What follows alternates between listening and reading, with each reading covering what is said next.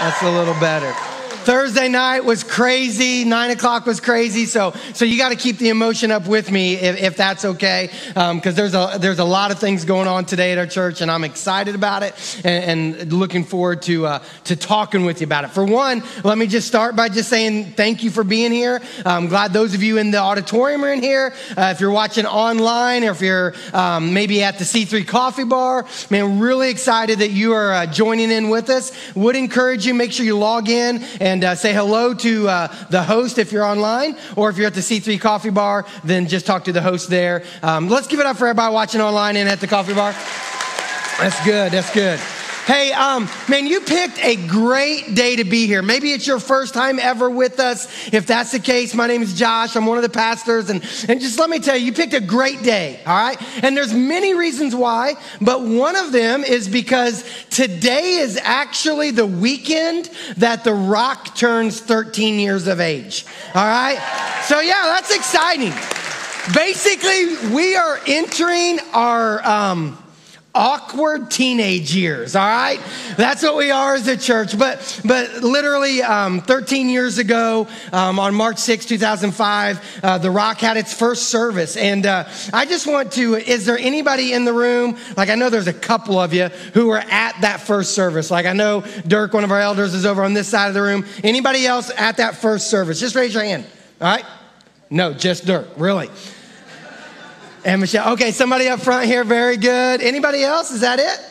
All right, let's give it up for the few of them that are in here. Yeah. And what's crazy is there was a few people during this hour. There was a few people during the 9 o'clock hour. There was a few people during our Thursday night service. And what it was is 13 years ago, a small group of individuals got together and said, man, let's do church and let's do it a little different. Let's do something that will reach our community and will reach this generation for Christ. And it's amazing to think that that group 13 years ago is now, has done through God's help what we are able to experience today. Isn't that incredible? Isn't that worth it? And when you take a leap of faith and you follow God, it's amazing what he might be able to do in your life. And we went from one small group 13 years ago to a church now that's 5 campuses, meeting all over the place, several thousand people being a part of our church, another one on its way in the future in Vegas. It's just great to see what God's doing. So for that reason, you picked a great weekend to be here. Another reason it's a great weekend for you to be here is because we're launching a new series this weekend. And anytime we launch a new series, that's a great time to jump on board. And this series especially, I just think this series is going to be one of those ones that we're going to just say was a great series in the life of our church. And it's a series that is born out of the book of Romans. It'll take us into Easter, which is just in a few weeks. You've got cards on your chairs if you're in the auditorium, so you can find out more about that. But then it'll also carry us through Easter. And it's a series that we're calling This Is For Everyone. All right. Now let me dig into that for a little bit. Just the word in itself, this is for everyone. When we came up with this theme and this concept, and we started thinking about what are some things that are actually for everyone. All right. Like mentally, you could probably start making a list in your mind of things that you'd say, oh yeah, this is for everyone. All right. Maybe your list looks a little bit like my list. Maybe like Chick-fil-A's for everyone. Yeah. Yeah. You know, the hot light at Krispy Kreme. Come on. That's for everyone. Right. And this one, bacon. Bacon is for everyone. Absolutely. Diet Coke. Yeah, just a few of you. This is the southern side right here. We got South Carolina chicken bog and cheese grits, right? I mean, that's just, you know, if you're from the South, right there you go. That's for everyone. And then you have the Rock Church. It's for everyone, right? Okay? And the Rock Church, I mean, like hopefully if you call the Rock home, you say, absolutely, the Rock is for everyone. You'll hear me say that from stage often, that we're a church for everyone. Yet reality is we're not. You know what I mean? As hard as that comes across, and here's what I mean by that, is we'll say the Rock is for everyone, but everyone won't say the Rock is for them. Does that make sense? Like our doors are wide open to everyone, but everyone won't say the rock is for them. And that might be because they say, your worship style's too different or too loud, or your environment's too casual, or for a number of other reasons, all right? That they might just say it's maybe not the church for me. But that shows us that things are debatable. Even when we say they are, you could say debatable. Even Chick-fil-A, all right? It's not for everyone. It's not for you today, is it? Right? Like today you're going to Maryland or Bojangles or something else, you know what I mean? Because Chick-fil-A is not for everyone. My doctor says bacon isn't for you no more, Josh, right? You know what I mean? Like so we could look at this list and we could say, I don't know if it's really for everyone, even as much as I want it to be. So what is for everyone? Death. That was the cosmic killjoy right there. But it's true, isn't it? Every one of us in this room, we're going to die at some point, unless maybe Jesus comes back during your lifetime. If that's not the answer, then everyone in this room eventually at one point will die, all right? So death is for everyone, which means eternity is for everyone. Right? And that can be a very, very good thing.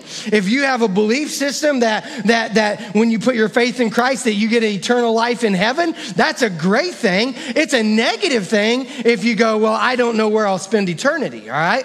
But eternity, not saying which side you'll go, where you'll spend it, but eternity just in itself is for everyone. Food and water, not talking about the type of food, but just food and water. That's for everyone, right? That you have to have food, you have to have water. Oxygen. Oxygen is for everyone. Everybody needs oxygen to be able to breathe. So those are some things that we could say, yep, I can agree on that. I can agree on that. I can agree on that. How about this one? God. Amen. Yeah. Several of you are like, absolutely, God is for everyone. And I would be in that court and say, yes, God is for everyone, especially the things that God offers. Because if you look at the things that you can receive, the things that God gives us as gifts, that when you see those, you're like, oh yeah, I want that. I don't know anybody that doesn't want hope. Like everybody wants hope, and hope is for everyone because hope comes from God. Peace. Everyone wants some peace in their life. Everyone, when you're going through situations, you want to find peace. So peace is for everyone. Purpose.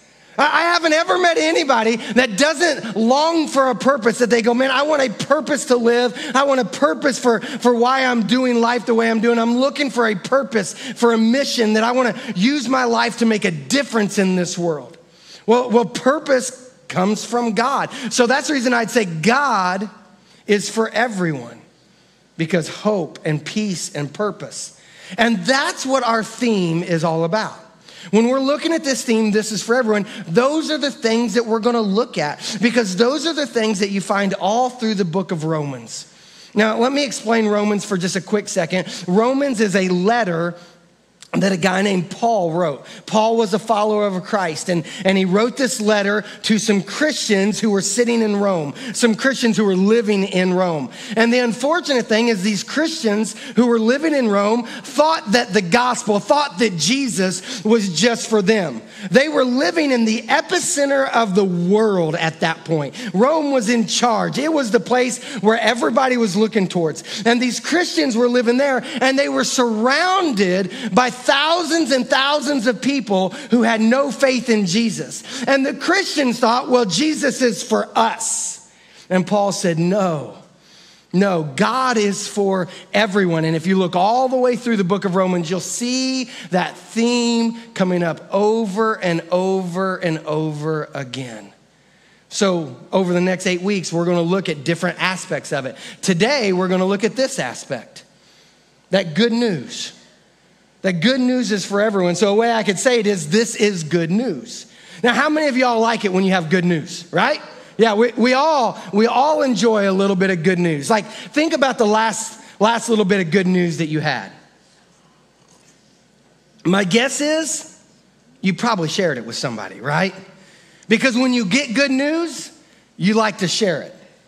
For instance, if you're waiting on a doctor's report to come back because you had some tests run, chances are if the doctor says that test result is negative, you're like, that's good news. That's great news, and now I want to share it. That maybe you're married and you've been trying to have kids, and then all of a sudden, you take the pregnancy test and it's positive, and you're like, man, this is good news, and you can't wait to share it with somebody. Or maybe you get accepted into that college that you've been trying to get accepted into. As soon as you get that acceptance letter, you're like, man, this is great news, and I want to share it with somebody. Or maybe you're at this season right now in your life where you just went and visited your tax man. And he said, hey, I got good news. You're getting a refund, right? And you're like, man, that's great news, right? Or maybe it's as simple as this, that you put on that pair of jeans that you haven't worn in a while, and you reach into your pocket and you pull something out and you're like, I just found $5. Like, isn't that exciting when that happens? I mean, I know I'm not the only one. I know it's only $5, but there's just something about pulling out free money, right? And you're like, man, this is good news. And then you're like, dude, I found $5 today. You're like, oh, great, But you want to share it because that's what we want to do with good news. I mean, look at social media right now. Social media is all about trying to share some good news. I've got a gender reveal. I've got to put it on social media. I got to let everybody know what's going on. And that's good news, all right? Or maybe it happens this way, that you start working out and you do before and after pictures, right? Have you ever seen somebody jump on social media and just post before pictures? No. Like, nobody's going, hey, this is what I look like today. I'm a little overweight or I'm a little out of shape. Just wanted you all to know, check me out, right? No, you hide in that picture, right? How do you post that picture? Well, you don't take it of yourself. You take it of the dumbbells inside the gym, right? You take it of, oh, I'm working out. Yeah, check me out now. Because we don't want to just show the before picture. But if you start working out or if you start losing weight and you get healthier, what do? Well, now I post that picture. And now I'm not even ashamed to post that picture of what I used to look like 6 months earlier or a year earlier or whenever it was, because you're saying, dude, look at me now. Let me tell you about what I have found in my life over the last 6 months because it's good news. Here's another one. This is a weird one. Ladies, I don't know when this started, but sometime in the last couple of years, you guys have made a decision that you're going to start putting your makeup on Facebook. Right? Y'all going, hey, preacher, don't go there. Yeah, I have to for a second. Because it's funny. Think about it. 10 years ago, would you have ever said to the World Wide Web, watch me put on my makeup, right? It'd been absolutely not. I remember talking to a couple ladies about this, all right? And I said, well, what's with this phenomenon of putting your makeup on to the whole world? And they said, oh, it's not just about the makeup. It's about health. And I was like, oh, too much information for a dude. You know what I mean? But the point I'm making is that lady who's doing that, she's saying, I have found something that I've got to share. I see it when it comes to church. That sometimes we'll say, hey, I've got some good news. And you'll see people that'll have their phones out during service because they're Facebook Living the worship service, all right? We'll see people that'll post their baptism picture or their baptism video. And they'll be like, man, I got to share with you this good news because God has changed my life over the last couple months. And I got to let you know about it. And it's good news. That's what Paul was saying when he wrote the book of Romans, the very first chapter, verse 16. He says this, for I am not ashamed of this good news about Christ. Let me read that verse again. For I am not ashamed of this good news about Christ. Paul, the apostle, was saying, I can't be ashamed of it. Romans, the group he was writing to, you've been holding this knowledge of Jesus to yourself because you've been living in a culture thinking that people didn't want to hear about it. But I'm telling you, I'm not ashamed of it because it's good news. But reality is, not everybody thinks it's good news. When you post that baptism photo, when you say that, man, I found some good news about Jesus in my life, some people might go, man, that's not really good news. Maybe you're here this morning and you're thinking, I don't know if that's good news at all. Maybe one of your friends, maybe your coworkers will say, man, that's not good news. You turning your life over to God, that means, man, you got to make all kinds of changes. You're going to live in judgment. You're going to be judging me. You're not going to want to go out and party anymore. That's not good news. That's bad news. You're going to have some people maybe in your family going, man, I don't know what you see in God. That doesn't make sense at all. You say that you found God, but I haven't seen any changes in your life in the house. Yeah, it doesn't seem like good news. Seems like bad news. There might be somebody in your life that goes, man, you can say you found God, but that just seems foolish to me. Or if you found God, does that mean you're going to judge me now? And if you're going to judge me now, that just seems offensive. And those are real thoughts that maybe you wrestle with. Maybe it's real thoughts that some of your friends wrestle with. They're real thoughts that people, when Paul wrote this letter, thought as well. You see, Paul wrote another letter. He wrote several of them that we find in the Bible. One of the other letters that he wrote is a letter that he wrote to the church in Corinth. And it reads this way in 1 Corinthians chapter 1, verse 23. He says, so when we preach that Christ was crucified, the Jews are offended and the Gentiles say it's all nonsense. I want you to look at that for a second. The Jews are offended. They think it's offensive what we have to say about Christ. The Gentiles, or I could say the Romans, I'll dig into that word Gentiles a lot next week, so make sure you come back and we'll really explain what that means. All right? But in essence, you can say Gentiles, you can say Romans. They say it's nonsense, or they say it's foolish. And let me explain why they would say that. A Jew would look at the story of Jesus and they'd say, man, that's offensive. And the reason a Jew would call the story of Jesus offensive is because they had a view that one day God was going to send a Messiah, that he was going to send a coming king. And they believed that this king would set up his throne back in Jerusalem. And the Jews had been under Roman captivity. And before that, they were under Greek captivity. And before that, they were under Persian captivity. And then before that, Assyrian captivity. So they'd been slaves for hundreds of years. And they had this view, though, at some point, God's going to send a king. And when God sends a king, he's going to set up his throne in Jerusalem. And now the Jews are going to be back in power. And we're going to get to rule the world for the rest of our lives. That was their view of a coming king. So when Jesus says, no, I am your coming king. And they go, wait, weren't you born in some barn? Weren't you born like in some pigsty down in Bethlehem? No, our king should be born in a palace, not a pigsty.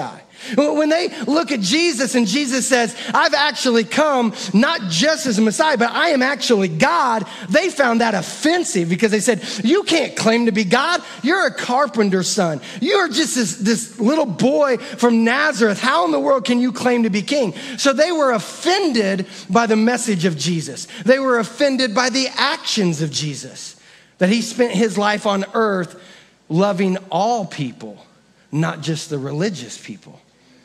And they were offended. So when people start proclaiming Jesus as the way to God, the Jews are going, that's offensive. And the Romans, they wouldn't say it's offensive. They would just say it's foolish. Like that's foolish. That we would put our faith in this guy named Jesus. Because remember, the Romans had conquered the Jews. So if you told a Roman, you need to put your faith in Jesus, they would go, wait, isn't he a little Jewish boy? Isn't he a guy from down in Jerusalem, Nazareth, Bethlehem, that area? They go, yeah. And they go, you mean he's one that we conquered, so he's technically one of our slaves? And you want me to put my faith in a slave? Yeah, that's foolish. Oh, wait, isn't this Jesus guy the one we also hung on the cross? Isn't this Jesus guy the one who suffered the worst kind of death we as Romans could put into somebody, to put on somebody? It's a humiliating traitor's death. Oh, you want me to put my faith in that guy? No, that's foolish, right? That's why Paul said the Jews are offended and the Gentiles, the Romans, think it's foolish. But reality is that we still live in that same world today. It just plays out a little different. See, the Jews were offended because God didn't show up the way they expected him to show up. And isn't that the same way today? That maybe you're here today and you're like, man, I don't know if I can put my faith in God because God is offensive to me. Because when I think of God, he hasn't shown up in my life the way I expected him to. That I said a prayer to God, I asked him to intervene in my life situation, but instead of my life situation getting better, it got worse. And you want me to put my faith in that God? That sounds a little offensive. That I've had this tragedy in my life, or I've seen tragedy in other people's lives. Why would I want to put my faith in that kind of God? Because he offends me. And reality is, I know in a room this big, and as many people as we have watching at our other campuses, that there's some of you that struggle with that. And if you don't struggle with that, I know you know somebody who struggles with it that way. Or maybe we see it in this way today well, no, Jesus just seems foolish. Because if I was to believe in Jesus, does that mean I have to check my brain in at the door? Do I have to ignore some of these things I'm trying to figure out in life about psychology? Do I have to ignore some of these things I'm trying to figure out in life about just about how the earth was created and all that? And so if I believe in Jesus, then I just, carte blanche, I just have to say, all right, this is it, and take my brain out, right? Maybe you go to school. And you wrestle with that a little bit because you're at university or you're at high school and you start thinking about Christ and you start hearing everybody say, that's a foolish thought. And you're like, well, maybe it would be foolish. So what Paul was preaching 2,000 years ago, guys, I know applies right now, today, right where you're at. And Paul, understanding that some people thought the message of Christ was offensive and others thought the message of Christ was foolish, he said, I get it, but I can't help preach it. Because what I have found is that it is good news, that it's great news. And why would Paul say that it's good news? Is because Paul understood that the message of Christ was about how we matter to him and about how we can be made right with God. And when he started looking at it, understanding, wait, I matter to God and I can be made right with God, well, that's good news. And that's what he started to proclaim. Look at this very next verse. It's back to Romans 1:16, the first part I read, for I'm not ashamed of this good news about Christ. Why? It is the power of God at work. The message of Jesus, that we matter to him, that he died for us, and that through his death we are made right with God, that is the God working. That is the work of God being lived out. That is the power of God at work. Let me push into that a little bit. It's the power of God at work showing that we matter to him. See, bottom line is each and every one of us in this room, each and every one of us hearing this message, we've all sinned. We've all made mistakes, myself included. I'm the biggest of sinners. I will tell you that right now, because every week I stand in front of you and say, this is what we need to do to live for God. And yet I go out and screw up all the time. That's just who I am. And I have to admit that, and I have to find forgiveness in God, and I have to try to live through him. We've all messed up. We've all made mistakes. If you follow the Rock reading plan, we're going to be reading through Romans all this month, and you're going to see over and over, yep, I'm a sinner. I've made some mistakes. I'm doing the things I don't want to do, but yet God still loves me. Because we matter. We matter so much that God said, I'm going to leave heaven and come to this earth in the form of Jesus. And I'm going to live amongst you for 30-some plus years. And while I'm alive with you, I'm going to show the world how much you matter. When Jesus walked this earth, the religious leaders at the time, they only cared about those who were being religious. They only cared about those who were being upright. They only cared about those who were doing everything by the law. But Jesus came and he looked at everyone, no matter who they were, no matter what their past was, no matter what their present situation was. And he said, you matter to me. And the work of God, the power of God was at work through Jesus as he did that. You see it when he would go to people who were hurting with some disease, or because they were lame, because their legs didn't work or their eyes didn't work. And through the power of God, he would let them know, you matter to me, be healed. When somebody was dead, when somebody was in the grave, when somebody was in the midst of a funeral. Jesus walked up and he touched the coffin of a young man. He went and he grabbed the hand of a young girl and lifted her up to life. He looked at the tomb where Lazarus was laid and he said, come forth. And the power of God was at work because he was telling the people, you matter to me. You matter. But he didn't stop with that. He carried it on to the next level of just saying, not only do you matter to me, but you can be made right with me. You can be made right with me. As he hung on the cross, as he took those thorns, spikes into his wrist and into his feet, as he breathed out his last breath, he said, Father, forgive them. They don't know what they're doing, but into your hands I commit my spirit. And he died. And in his death, he made it possible for us to be right with him.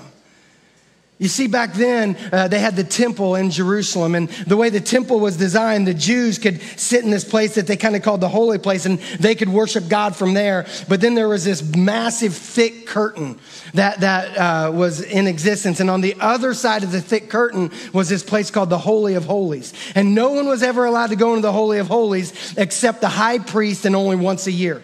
And he could go once a year to offer sacrifices for the Jewish people. He could basically say, God, please forgive us of our sins. He would offer sacrifice and then he'd get out. Because what was going on is God was in this place, the Jews were here, and there was a curtain down the middle saying, we are separate. But when Jesus died on the cross, it literally says in scripture that when he died, that this curtain in the temple was ripped in two.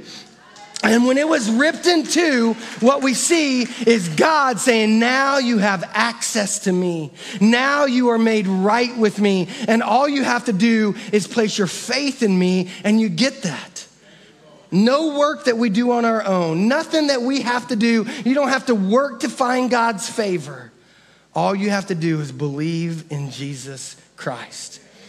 And that's good news. That's great news. And Paul got this. Now understand, Paul didn't always believe this. Paul, just like everybody else back then, there was a time that he thought this news was foolish and he thought this news was offensive. Because Paul was a Jewish boy. He was a Pharisee. And when he first heard the message of Jesus, he's like, that's offensive. So offensive that I want to kill anybody who's proclaiming that message. He also thought it was foolish. You know, Paul was also a Roman citizen. So he understood Rome. He understood their laws. And so he would have looked at Jesus and say, it's also foolish to think that a guy dying on through crucifixion could actually be our Savior. But Jesus showed up. Jesus intervened in his life.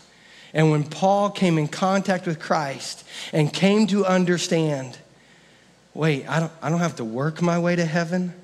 I don't have to check a bunch of boxes, that you've done all the work. And because of your work, because of what you did on the cross, then I can be made right with you. When he realized that, he surrendered to Jesus, got baptized, and said, I'm all yours. And it changed his life. And he saw the power of God at work, not just in Jesus on the cross, but he saw the power of God at work in Jesus in his life. And personally, guys, that's my story. Personally, I remember the days for me that I was walking apart from God. I had no desire for God. I was involved in a bunch of junk. And then one night, out of the blue, wasn't expecting it, God showed up into my life. Guys, and I can tell you from that day until now, it has never been the same. And I will go on and go on and go on, saying, I cannot be ashamed of the good news of Christ, because it is the power of God at work. And I have lived that in my life. And others of you have experienced that as well. And here's the great thing, though, that we must all come to grips with, that this good news isn't just for Paul, who lived 2,000 years ago. This good news isn't just for me. This good news isn't just for you. No, this good news, it's for everyone. It's for everyone. Look at that verse again. This is for everyone, for I'm not ashamed of this good news about Christ. It is the power of God at work, saving everyone. Say it with me, saving everyone who believes, that it'll save everyone who places their faith in Christ. It'll save everyone who trusts in Jesus. It'll save everyone who says, Jesus, I believe in you. And this is for the Jew first, and then also for the Gentile. It's for the Jew, it's for the Gentile, it's for the old, it's for the young, it's for the rich, it's for the poor, it's for everyone. It's for the school teacher, the sanitation worker, the construction worker, the nurse, the doctor, the lawyer, the politician. It's for everyone. It's for the stay-at-home mom. It's for the guy who's working on the street. It's for an athlete. It's for a geek. It's for a prom king. It's for a street queen. It's for everyone. It doesn't matter if you've walked the straight and narrow or if you're on first name basis with your parole officer. The gospel is for everyone. And that's what the Bible proclaims all the way through it. All the way through it. Let me read a couple other verses. This one, a very familiar, famous, probably most famous verse in the Bible.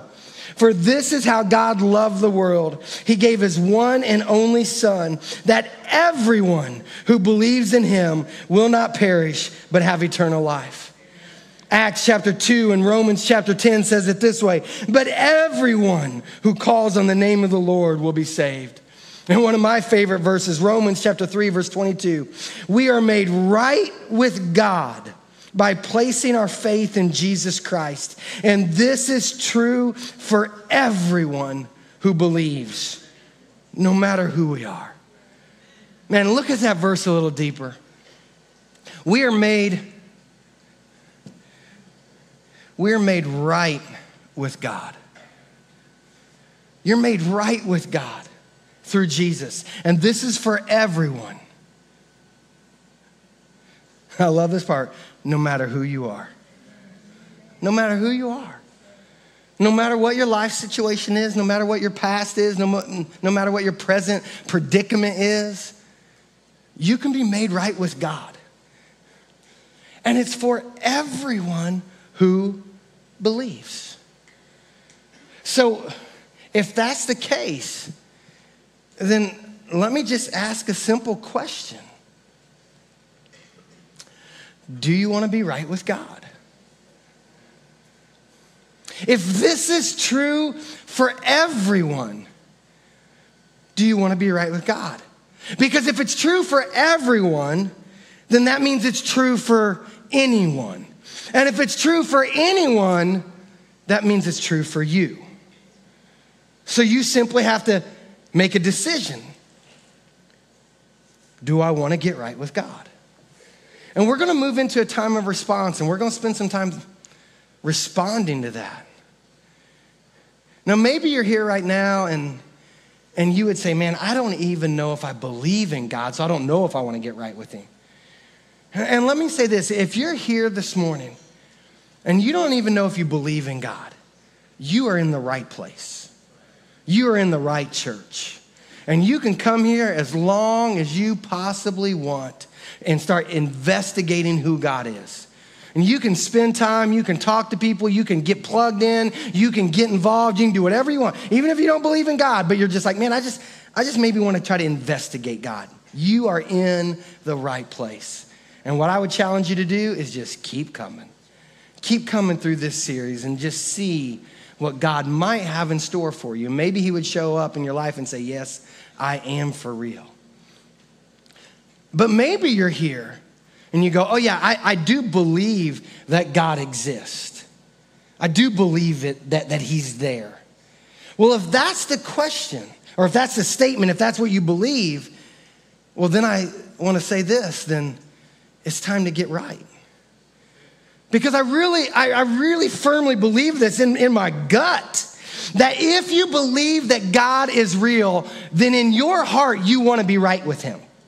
Even if you don't totally understand him, even if you don't totally, understand what all the Bible is about or what Jesus is about, but if you do believe on just a mental level even, that yes, there is a God, then I firmly believe in your heart that you want to be right with him, that there's something there. And if you're going, nope, that's not true, please tell me. I would love to talk with you about that. All right? We can talk in the lobby and get in touch with me sometime. Because I want to hear that from you. But my guess is that there's many of you here that you'd say, yeah, I believe in God, but I know I'm not right with him yet. Well, make sure you hear what I have to say. He's done all the work. He's done it all. He's done it all. There's nothing you have to do. You don't have to work. You don't have to earn your way to heaven. You don't have to earn right status with God. The Bible says over and over and over and over again, just believe. What's that mean? It means to trust, to acknowledge, to say, I believe in you and I need you in my life. And this morning, you can be right with God. And you say a simple prayer, a profound prayer, but a simple prayer. And you can get right with God. Now, I always say when you say that prayer, there's some responses that go with it. They're just simple responses of faith. They just accompany your faith. Things like repentance and confession and baptism. And you can come to the Connect Corner while we worship. You'll be right there. I'll be standing there. Some of my friends will be there. And we'd love to talk to you about that stuff. I want you to leave here this morning knowing, man, I'm right with God. I'm in right status. I'm no longer separated, but I'm actually in a right relationship with him. But then I also know that there's many of you who'd go, yep, I've done that. Yeah, I'm in a right relationship. Not because of things you've done, but because you've responded in faith. And what I want to challenge you with is, one, enjoy your salvation. Enjoy your right status with God. Enjoy the things that he brings, like peace and hope and purpose and character. Enjoy the life that he's given you.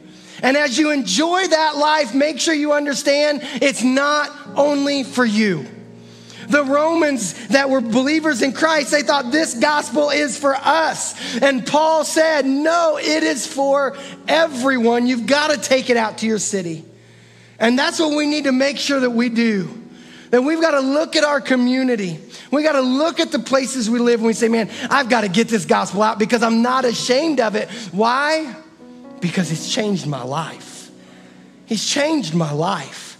And because he's changed my life, I've got to let it out. I know many of you, since the beginning of the year, you've been praying for one person. I want you to think about it this way. If the good news is for everyone, then the good news is for the one person that you've been praying for. So keep going, keep going. We're going to take some time to respond. During these songs, there's 2 songs. I want to invite you, please don't leave. I want you to spend time responding to God. There's a video message at the end I want you to make sure you hear. But let's spend some time responding to God. There's communion up front. If you want to take communion, you can do so. You can just take that piece of bread and that cup of juice and you can remember Jesus. You can go to the prayer corner and pray. You can go to the Connect Corner and pray with one of our prayer counselors. All right? Let's spend some time either getting right with God or recognizing that we're right with God and now living it out. Why don't you stand with me and let's pray together. Jesus, I thank you for this day and thank you that we can be in your presence. All because of you. And God, I pray this morning that we'd all recognize that your good news, that we matter to you and that we can be made right with you, is possible by simply believing. So God, help us to respond and to do that. In your name, amen. Let's spend some time responding.